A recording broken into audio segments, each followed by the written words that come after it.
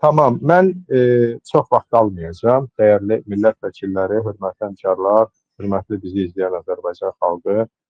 Burada gətirilən arqumentlərin hər ikisi məqbuldur, hər ikisinin öz məntiqi var. Amma Abid bəy bir qeyd elədi və mən düşünürəm ki, onun qeydi anlaşılmadı. Biz bu parlamentin səlahiyyət müddətinin uzadılmasından danışmırıq.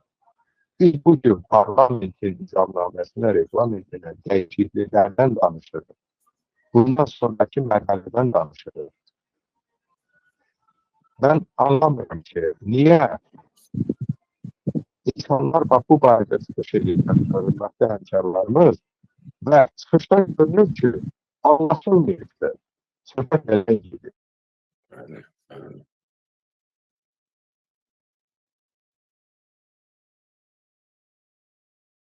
Teşekkürler Erastum Bey. Söhbəti bu tərəfə Namzəd bəy göndərildi.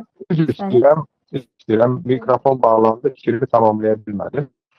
Yəni, Namzəd bəy, bəli, Namzəd bəy Ağrı'nın Teymur bəy.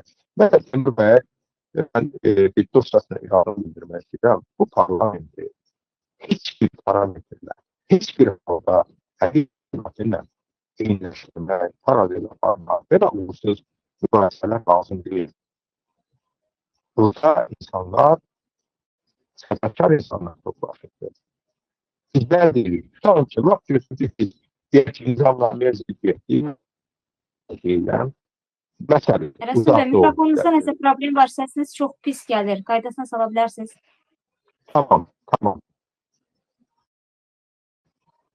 Onda başqaları danışsın, mən sonra başqalarına bir dəqiqəli. Namzəd bəy, buyurun.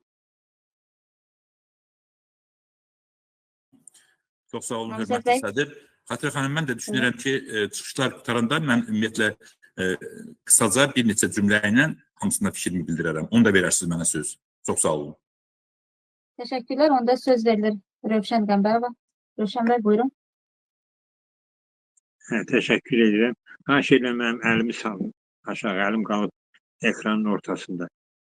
Deməli, əziz dostlar, mən bugünkü əziyyətinizə görə təşəkkür edirəm, millətə də təşəkkür edirəm ki, bizə baxır Azərbaycan xalqı, amma sadə deyil, problem sadə deyil, vəziyyət o qədər qəlizləşib ki, vəziyyət o qədər, necə deyil, acınacaqlıdır ki, bütün Azərbaycan ziyalıların hamısını mən dəvət edirəm, cürbəcür həm səs vermədə iştirak eləməyə, həm namizədliklərini irəli sürməyə, seçkilərin hər il olması çox yaxşı idi. İldə 3-4 dəfə olması çox yaxşı. Amma o cür aktivlik görmədik bu xalqda. Xalq çox aktivlik göstərə bilmir. Amma biz də artırmalıyıq. Mən Teymur Eminbərliyə təşəkkür edirəm, Qurban bəyə təşəkkür edirəm ki, durmadan bizim parlamenti tanıtmağa çalışdılar. Erastum bəy öz televiziyasını açdı. Alqışlayıram, çox yaxşı işlər gördülər. Amma hamı o səviyyədə işlər görə bilmir. Və parlamentin yarısı paraliç vəziyyətindədir. İşləmir, yoxdur. Keçən dəfə bu iclasdan sonra 3-4 saatda biz başqa iclası keçirdik, müzakirə elədik ki, yoxdur, 25 nəfəri aktiv adam saydıq, arxasını saya bilmədik. Biz özümüzü aldatmayaq. Ya çox işləməliyik, ya aktiv işləməliyik, ya da ki, kimsə deyir ki, mən bekar deyiləm, Rövşən bəy bekardır, iclasın vaxtını artırdı, mən bekar deyiləm. Azərbaycan üçün vaxtımı sərf eləmişəm. O qadın, bilmədim kim idi, Sevil xanım idi deyəsən, o bəlkə ailə məsələlərinə vaxt sərf eləyir, istirahətinə vaxt sərf eləyir. Bura gəlmişiksə biz gecə-gündüz xalq üçün danışma. Mən bu gecə yatmamışam. Bir qanun layihəsi, parlamentin işi adətən qanun layihəsindən ibarətdir. Bilmirəm, iki dənə qanun layihəsi hazırlandı. Mən Qarabağa qayıdış məsələsi hazırladım, amma müzakirə eləməyə adam tapmıram. Nə parlamentdə tapmıram, düzdür, Tərənə xanım azca münasibətini bildirdi. Digər dost ki, bugünləri xitam verilir onun fəaliyyətinə, Rusiyada adı yadımdan çıxdı, aktiv dediniz, o da münasibətini bildirdi. Yenə də münasibət, indi 3 saat sizdən sonra, burada qapanandan sonra xalqla söhbət edənlərlə danışacağım. Şəhidlərin evlər tikilməlidir, xalqın da ev tikilməlidir. Bizim ən böyük Rövşən məsələmiz bəy, budur. Rövşən bəy, xahiş edirəm, biz Qarabağa qayıdış məsələsini indi müzakirə eləmirik. Qrupda da bu barədə sizə yazıldı ki, bugün Qarabağa qayıdış mövzusu müzakirə olunmayacaq. Xahiş edirəm, nəzərə alasınız. Mən də deyirəm ki, Ona görə mən sizin sözünüzü kəsməyə məcburam. Xahiş edirəm, mikrofonu bağlayardınız. Çünki mövzu üzrə danışmırsınız. Söz verilir Əli Quliyeva. Adam çox çətinliklə Ukraynada bombalar altında internetində problem ola qoşulub bizə. Ona görə də özür dilərim, mən Əli Quliyeva sözü verirəm. Buyurun Əli bəy. Təşəkkür edirəm hörmətli sədir, hörmətli millət vəkilləri, hamınızı salamlayıram. İnternet imkanlarım çox məhdud olduğuna görə, ona görə sizdən xahiş elədim ki, mənə növbədən kənar söz verəsiniz. Burada müzakirələr gedir və Abid bəy də qeyd elədi, digər dostlar da qeyd elədi ki, mövzudan kənara çıxırıq. Yəni, birinci biz nizamnamə ilə bağlı dəyişiklikləri qəbul eləyəndən sonra artıq üçüncü məsələ kimi parlament seçkilərinə gedib getməməyi elan eləyə bilərik. Ona görə birinci bu çatdıra bilməyəcəyik biz bunu. Yəni ki, üçüncü məsələnin mən təklif eləyirəm, gündəlikdən çıxsın, komissiyalarda müzakirə olunsun, hər bir komissiyada. Ondan sonra bu gündəliyə çıxarılsın. Burada bizim dostlardan bəziləri demokratik dəyərlərə, demokratik prinsiplərə, sədaqətdən söhbət eləyir. Biz heç də demirik ki, bizim səlahiyyətlərimiz artırılsın olsun 3 il, 5 il. Məsələ burasındadır ki, seçkinin, demokratiyanın fəlsəfəsi odur ki, insanları bu prosesə cəlb olunsun. Yoxsa Bas Məmmədi nizamnamədə yazılıbsa 2 ay müddətində seçki keçirmək, bu nə demokratiyanın, nə seçkinin fəlsəfəsinə uyğun deyil. Ona görə, əgər istəmirlərsə, heç olmasa 3 ay, 5 ay müddət uzadılsın. Bu müddət ərzində biz namizədlər tapaq. Ona görə ki, 87 adam yeni seçilmiş deputat istefa verəcəksə, 174 nəfər lazım gələcək. Bu indidən görünür ki, mümkün olmayacaq. Mümkün olmayacaq. Yəni, yaxşı, pis bir təşkilat yaratmışıq. Bizim əsas məqsədimiz seçki keçirmək deyil, təşkilat yaratmaqdır. Və qeyd olunmuşdur ki, parlament üzvlərinin sayı 159 olacaq. Ona nail olmadı. Mövcud reallıqları nəzərə alaraq, 3 ay, 6 ay müəyyən zaman tanınsın. Parlamentin buna ixtiyarı var. Bu qanun pozuntusu deyil. Bütün dünyanın demokratik ölkələrində də real problemlər yarananda o vəziyyətdən çıxış üçün səlahiyyətlər artırılır, seçki təxirə salınır. Ona görə mən elə bilirəm ki, burada ciddi bir pozuntu yoxdur. İndi seçkiyə getmək, xalq parlamentini təşkilat olaraq məhv eləmək olacaq. Ona görə bunu nəzərə almağınızı xahiş edirəm. Diqqətinizə görə təşəkkür edirəm. Çox sağ olun Əli bəy. İcazələr, hörmətli sədir. İcazələr, hörmətli sədir. Hörmətli millət vəkilləri. Seçki olsun, olmasın, sabah olsun, 5 ay sonra olsun. Bunların heç biri biz nizamnaməyə əlavə və dəyişikliyi tamamlamadan mümkün deyil. Çox rica edirəm. Seçki olsun, olmasın, 3-5 gündən sonra olsun. Bütün bu məsələlər nizamnaməyə təklif olunan əlavə və dəyişikliklər bitəndən sonra mümkün olur. Çox rica edirəm. Hamı fokuslansın və konsentrasiya olsun ki, maddələr bir-bir müzakirə olunub, ya qəbul olunsun, ya da qəbul olunmasın. Bunu tamamlamadan seçkiyə getmək, biz neçə illik gedirik, hara gedirik, bunlar hamısı açıq suallar olacaq. Ya da əlimizdə olan nizamnaməyə riayət eləməliyik. Təşəkkür edirəm, hörmətli sədir. Abid bəy, mən sizdən xahiş edəcəm. İkinci bəndi namizəd bəyin alternativ təklifi ilə bir yerdə səsləndirəsiniz ki, aydın olsun söhbət nədən gedir. Çünki burada həqiqətən bir dolaşıqlıq yaranır. Artıq mən özüm də bu ikinci bənddə tam nə deyilmək istəyir Artıq anlamıram. İkinci Xahiş edirəm bunu bir daha izah edəsiniz. İnsanlar da bilsinlər ki, söhbət nədən gedir və nə barədə danışmalılar. Belə aydın olur ki, burada yazılan tam heç aydın da deyil. Teşekkür ederim hörmətli sədr. İcazənizlə həmin maddəni bir daha verim, bölüşüm ki, bütün millət vəkilləri görsün. Hörmətli millət vəkilləri, gördüyünüz kimi bu maddə sadəcə neyi təyin edir ki, növbəti seçkilər üçün əvvəlcədən, 2 ay əvvəlcədən elan eləyək. Əgər narazısınızsa bu 2 ayı 3 ay eləyək, 6 ay eləyək. Yəni bundan başqa heç bir informasiya yükü yoxdur bu maddədə. Yəni 3 il olsun, 5 il olsun, belə olsun. Bunlar müzakirə olunan məsələlərin bu maddə ilə əlaqəsi yoxdur. Azərbaycan Xalq Parlamentinə növbəti çağırış üzrə seçkilər fərqi yoxdur indiki halda və yaxud da 5 ildən sonra ki, müddət bitdi, növbəti çağırış üçün seçkilər nəzərdə tutulur. Deyir ki, ən azı 2 ay qalmış Azərbaycan Xalq Parlamentinin qərarı ilə elan edilir. Burada mübahisələndiriləcək bir məsələ düşünürəm ki, 2 ay ola bilər ki, 2 ay yox, kimsə desin 3 ay, kimsə desin 6 ay ola bilər. Başqa mübahisələndirəcək varsa buyurun. Amma Namizəd bəy əgər ona bir dənə yazılı şəkildə yazsa, atım ora, lap istəyirsin onu müzakirə edək. Amma Namizəd bəyin əgər təklifi bunu ilə ziddiyyət təşkil edirsə, səsə qoyaq. Yox, bir-biri ilə əlaqəsi yoxdursa, o da ayrıca bir maddə kimi müzakirəyə qoyulsun, sonra müzakirə eləyək onu. Yəni, ikinci bəndən bitirmək lazımdır. Artıq 2 saat 35 dəqiqə edib, iclas gedib. Üzr istəyirəm, hörmətli sədr. Üzrünü sayın Abid bəy, məndə tamam başqa bir formadadır. Yəni, Xatirə xanım, icazə verin, aydınlıq gətirin. Sonra Namizəd bəyin təklifi yazılıb burada ki, Azərbaycan Xalq Parlamentinə növbəti çağırış üzrə seçkilər Azərbaycan Xalq Parlamenti tam formalaşandan sonra parlamentin qərarı ilə elan edilir. İkinci bənddə məndə bu yazılıb, əlavə olaraq. Orada nəsə qarşılıq var deyəni. İcazə verin, aydınlıq gətirin. Bəli. İcazə verin, aydınlıq gətirin.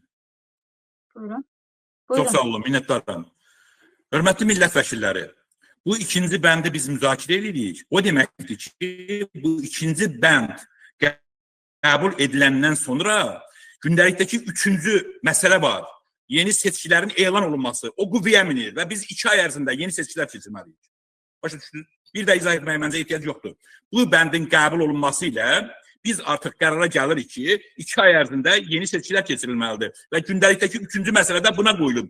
Ona görə mən dedim ki, gündəlikdəki üçüncü məsələni gəlin çıxarağın və bu əlavə və dəyişiklikləri biz müzakirə edəyik, qəbul edəyik. Ondan sonra mütləq dekabrda iclas seçkilər keçirilməlidir məgər. Qaranlıq məsələlər olduqca çox qalır.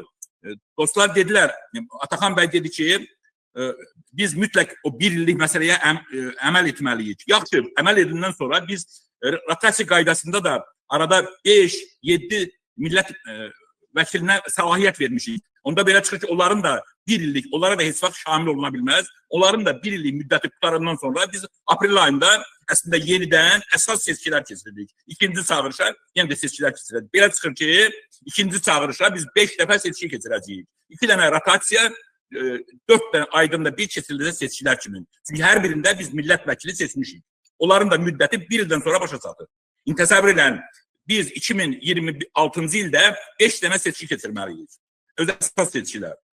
Deyirlər, demokratiya, biz bu parlamenti özümüz yaratmışıq və biz Azərbaycanda mövcud olan heç bir qanuna istinad etməmişik. İstinad etmişik, əməl etməmişik. Heç bir qanunda nəzərdə tutulmayıb ki, xalq parlamenti yaradılmalıdır. Biz özümüzün qanunları ilə yaratmışıq bunu. Bu parlament bizimkidir. Onun nizamnaməsində biz qəbulləmişik və istənilən vaxtda əlavə və dəyişikliklər eləyə bilərik və gördüyünüz kimi də eləyirik.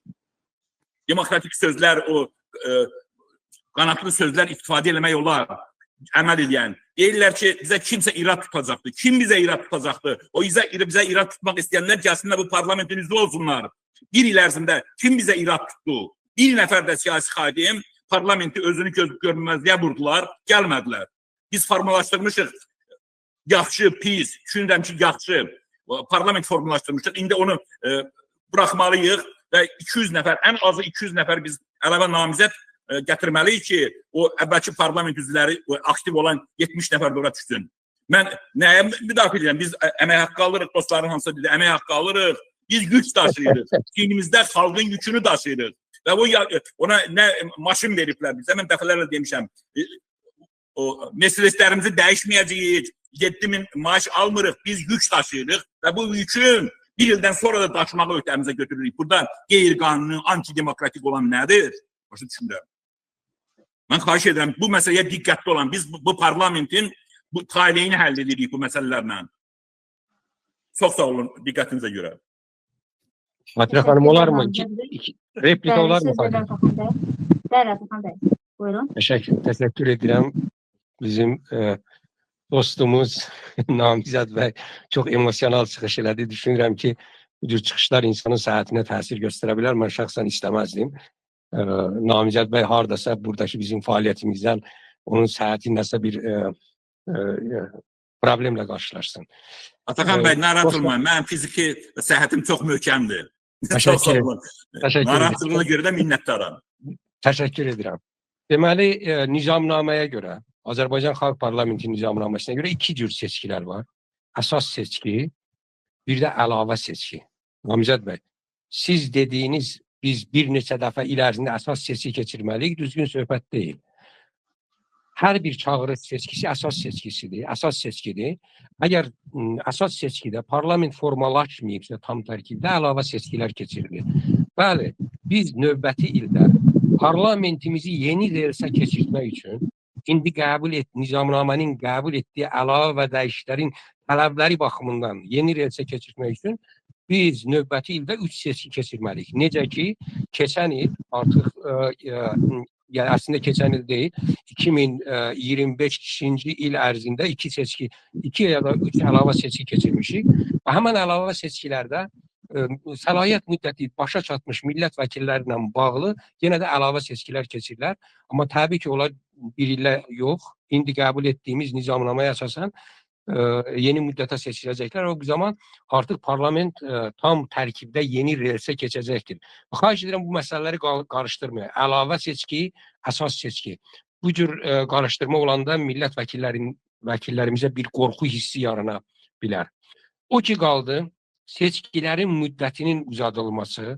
Bəli, parlamentin, mən də razıyam ki, parlamentin yeni seçki keçirilənə qədər parlamentin səlahiyyət müddəti şərti olaraq uzadıla bilər. Biz bir illiyə seçmişik, qeyri-adi force major situasiya yaranıb, fövqəladə hal yaranıb. Buna görə seçki keçirməyə imkanımız olmayıb. Seçkilərin keçirilməsini 6 ay təxirə salırıq. Əli bəy deyir ki, yəni 3 ay, 4 ay eləyək. Burada heç bir problem görmürəm. Bunu eləmək olar. Amma biz məxsusi olaraq özümüz, öz səlahiyyətimizi artacaqsa, bu qəbul edilən deyil, bizə yaraşmaz. Xahiş edirəm, nəzərə alın. Təşəkkürlər. Təşəkkürlər Ataxan bəy. Söz verilir Ərəstun Oruçluya. Ərəstun bəy, buyurun. Ümid edirəm, indi eşidilir normal Xatirə xanım. Əslində mənim deyəcəklərim şeylərdir. Ataxan bəy də, Namizəd bəy də dedilər.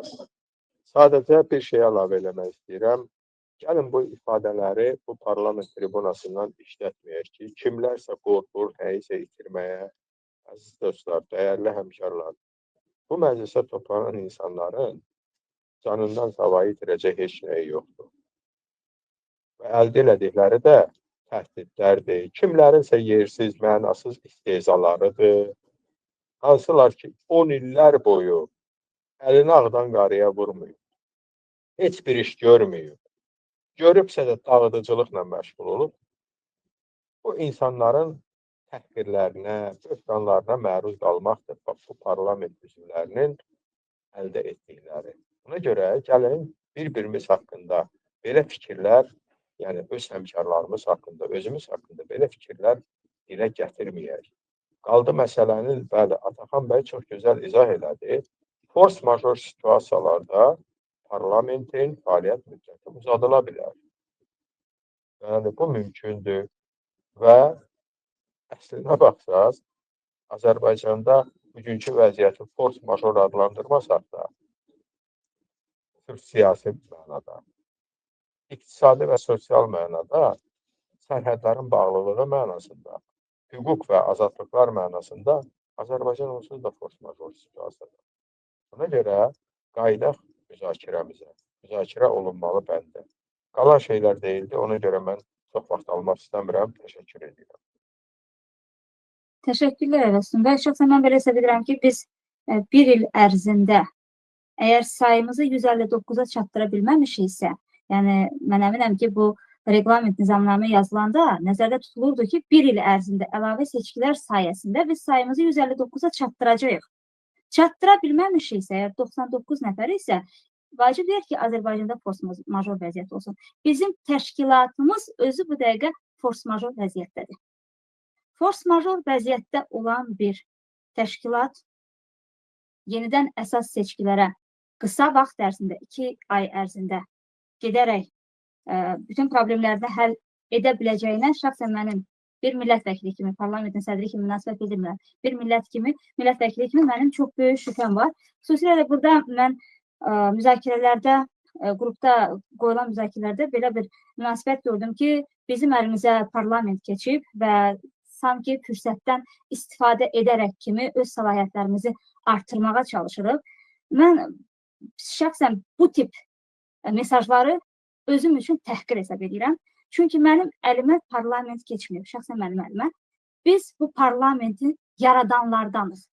Bizə kimsə parlamenti ötürməyib, yaratmayıb, verməyib. Və bu baxımdan bizim indi çalışdığımız son bir il ərzində çəkdiyimiz əziyyətin puça getməməsi ilə bağlıdır. Bu baxımdan deyiləndə ki, biz təbliğatla tez bir vaxtda 170 yox, 300 nəfər namizəd əldə edə bilərik. Həmin adamlara mən sual verirəm ki, niyə görə onda biz bir il ərzində sayımızı 159-a çatdıra bilmədik? Bəlkə bunun üzərində düşünək. Ondan sonra yekə-yekə danışaq ki, biz təbliğatla hər şey edə bilərik. Hələ ki, görünən nəticə, təcrübəmiz onu göstərir ki, biz nə təbliğatımızı qura bilmişik, nə də təşkilatımızı tam formalaşdıra bilməmişik. Bunu xahiş edirəm ki, müzakirələrdə nəzərə alasınız. Son 6 nəfərə söz verirəm və bu maddə ilə bağlı səsverməyə keçirəm. Bu formada desək, internet üzərindən işə çıxmışam. Çox təəssüf olsun ki, bizim deputatlarımızın bircə nəfərindən başqa heç kimi maraqlanmadı. Sağ olsunlar, təşəkkür edirəm və bildirirəm ki, günü bugündən mən hər bütün imkanın daxilində bütün iclaslarda iştirak edəcəm.